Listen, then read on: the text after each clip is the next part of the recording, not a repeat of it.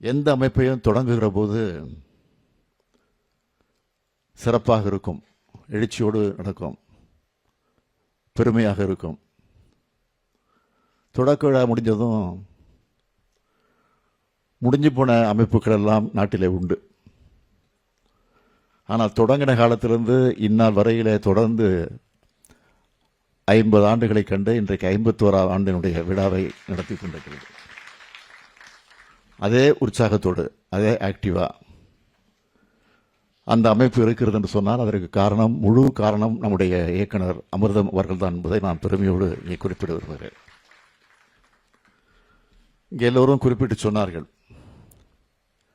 இசை உலகத்தினுடைய முடிசூடா மன்னராக திகழ்ந்த ராஜரத்னம் பிள்ளை அவர்களுடைய பெயரால் அமைந்திருக்கக்கூடிய இந்த கலையரங்கத்தில் இந்த விழா நடைபெறுகிறது.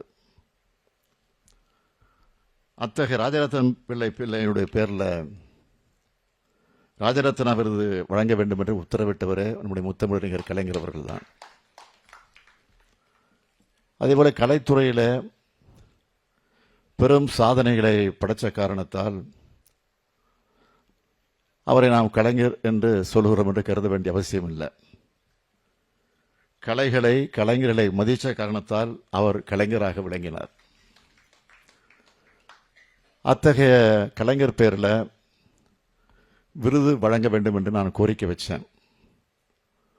அந்த கோரிக்கை ஏற்று கடந்த ஆண்டு புரட்சி தமிழன் சத்யராஜ் அவர்களுக்கு கலைஞர் விருது வழங்கப்பட்டிருக்கிறது. இந்த ஆண்டு நம்முடைய மதிப்பிற்குரிய திரைப்பட நாயகர் நாசர் அவர்களுக்கு கலைஞர் விருது வழங்குறதில் நான் மிகுந்த மகிழ்ச்சி அடைகிறேன். அவரே குறிப்பிட்டு சொன்னார், கனல் தெரிக்கக்கூடிய கலைஞருடைய வசனங்களை பேசி நடித்தவர் நம்முடைய நாசர் அவர்கள். அப்படி பேசி நடித்தவங்க சிலர் பிற்காலத்தில் அதை மறந்துடுவாங்க, சிலர் சொல்லிக்க மாட்டாங்க. ஆனால் கலைஞருடைய வசனங்களைத்தான் பேச்சு போட்டி, நாடக போட்டி, இப்படி பல போட்டிகளில் பங்கேற்று உரையாற்றி பரிசு வாங்கினேன் என்றும் 1984ஆம் ஆண்டு சினிமா வாய்ப்பு தேடி சென்னைக்கு வந்த பல சினிமா கம்பெனிகளில் கலைஞருடைய பராசக்தி வசனத்தை பேசித்தான் நடிகனாகக்கூடிய வாய்ப்பு கிடைச்சது என்று பல மேடைகளில் சொன்னவர் நம்முடைய நாசர் அவர்கள். நவரச நடிகர் மட்டுமல்ல, நன்றி மறவா மனிதராகவும் நாசர் இருக்கிறார். 1989ஆம் ஆண்டு தலைவர் கலைஞருடைய கதை வசனத்தில் நியாயத்தராசு படத்தில் நடித்தார். நாசர் அவர்கள் பெரிய நடிகராக வளர்ந்த பிறகு அவரை குறிப்பிட்டு சொன்னார், தென்பாண்டி சிங்கம் எங்கள் தொலைக்காட்சி தொடரில் நடிக்கணும்னு கலைஞர் அவர்கள் அழைப்பு விடுத்தப்போ, பொதுவாக சினிமாவில் பிஸியாக இருக்கிறவங்க டிவி சீரியலில் நடிக்க விரும்ப மாட்டாங்க, வரமாட்டாங்க. ஆனால் துணிச்சலாக வந்து அந்த தொலைக்காட்சியிலே தொடரிலே நடித்தவர் தான் நம்முடைய நாசர் அவர்கள். அதேபோல் கலைஞருடைய கதை வசனத்தில் இளைஞன், பாசப்பறவைகள், பொன்னர் சங்கர்னு பல படங்களில் நடித்தவர் இன்று கலைஞர் விருதை பெறுவது மிக மிக மிக பொருத்தம் என்பதை நான் சுட்டிக்காட்ட விரும்புகிறேன். தகுதி உண்டா என்று யோசித்துக் கொண்டிருக்கேன் என்று சொன்னார்.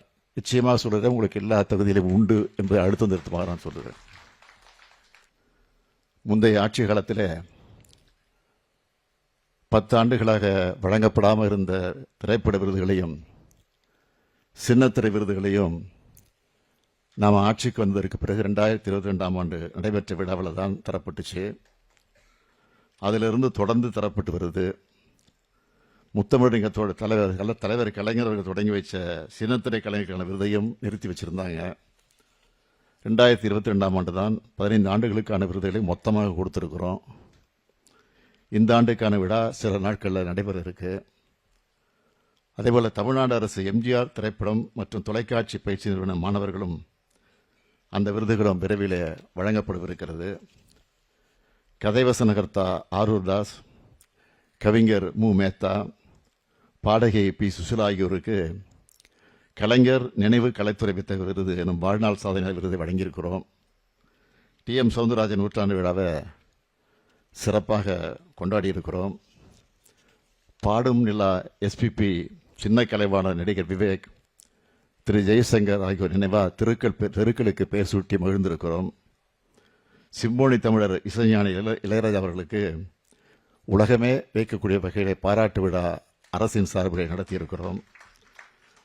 கலைமாமணி விருதுகள் கரெக்டாக தகுதியான நபர்களுக்கு தரப்பட்டு வருது. எழுத்தாளர்கள், இலக்கியவாதிகளுக்கு ஏராளமான விருதுகள் வழங்கப்பட்டு வருது. அது மட்டுமல்ல, தமிழ்நாடு டாக்டர் ஜெயலலிதா இசை மற்றும் கவின்கலை பல்கலைக்கழகம் மிக மிக சிறப்பாக செயல்பட்டு வருது. நம்ம ஆட்சியில் தான். அண்மையில் கூட பட்டமளிப்பு விழா நடந்துச்சு.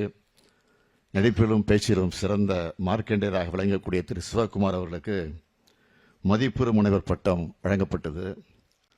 சங்கமம் கலை நிகழ்ச்சிகள் நடக்க இருக்கு. இப்படி திரைக்கலைஞர்கள், சின்ன திரைக்கலைஞர்கள், இசைக்கலைஞர்கள், நாடக கலைஞர்கள், நாட்டுப்புற கலைஞர்கள், இலக்கியவாதிகள்னு கலைஞர்களை போற்றக்கூடிய அரசா திராவிட மாடல் அரசு செயல்பட்டு வருது. எதிர்கால தலைமுறையை பண்பாடு கொண்ட தலைமுறையாக வளர்க்க கலை, இலக்கியம், விளையாட்டு போன்ற துறைகள் தான் மிக மிக முக்கியம். கலைஞர்களாக நீங்கள் உங்கள் பங்களிப்பை நாட்டினுடைய வளர்ச்சிக்கு பயன்படுத்த வேண்டும் என்று கேட்டு விருது பெற்றிருக்கக்கூடிய அனைவரையும் மீண்டும் ஒரு முறை மனதார வாழ்த்தி விடைபெறுகிறேன். நன்றி, வணக்கம்.